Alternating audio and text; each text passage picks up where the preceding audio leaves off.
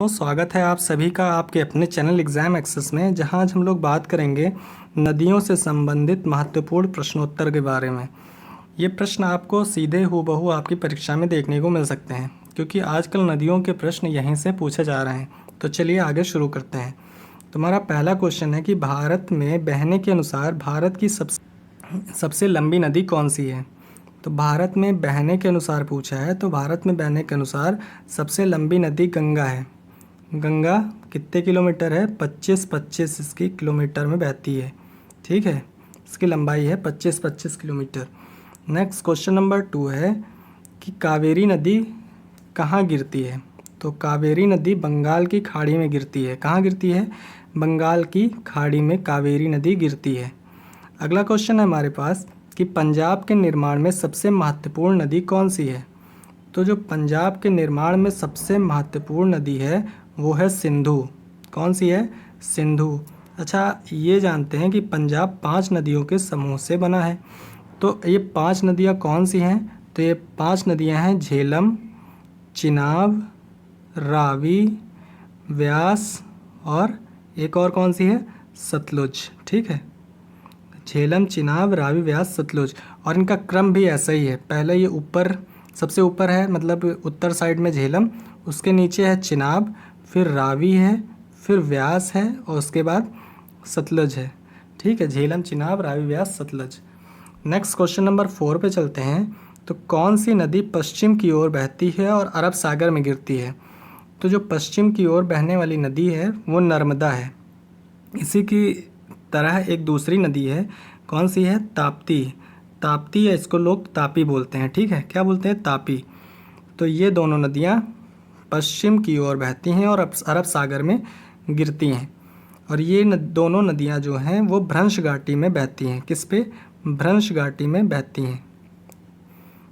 Next question number 5 है कि कौन सी दो नदी की लंबाई लगभग समान है। तो कौन सी दो नदियाँ हैं जिनकी लंबाई लगभग समान है?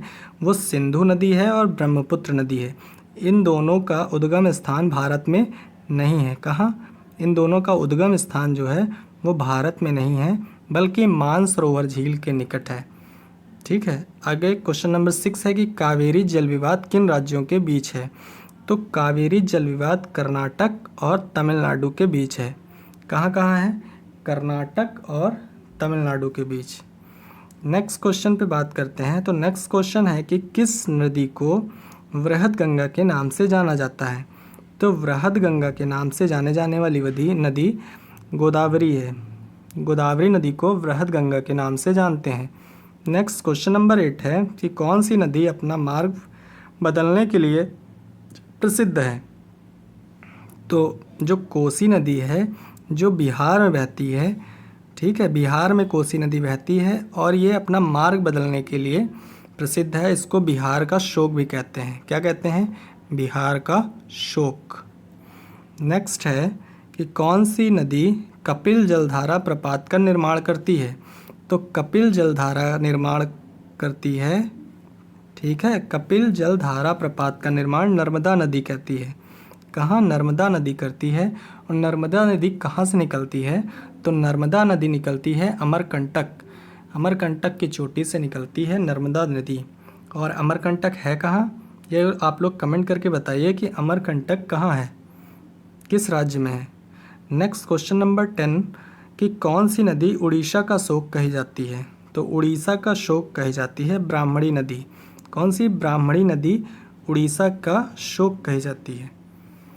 और ये हमारे कुछ इम्पॉर्टेंट नदियों से रिलेटेड क्वेश्चन थे।